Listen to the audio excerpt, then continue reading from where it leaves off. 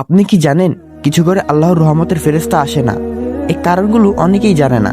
ভিডিওটা স্কিপ করবেন না। শুরু করার আগে লাইক আর সাবস্ক্রাইব করে নিন। নাম্বার 1, রাসূল সাল্লাল্লাহু আলাইহি ওয়াসাল্লাম বলেছেন, যে ঘরে কুকুর থাকে সেই ঘরে রহমতের ফেরেশতা প্রবেশ করে না। অনেকেই শখ করে কুকুর রাখে কিন্তু জানে না এতে ঘরের রহমত কমে যায়।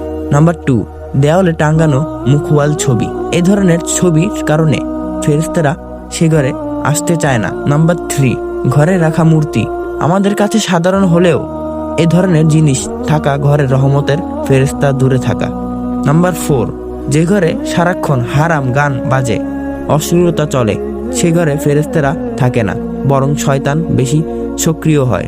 নাম্বার 5, যে ঘরে সবসময় জর্গা গালি আর জুলুম, সে ঘরে শান্তির ফেরেশতারা থাকতে পারে না।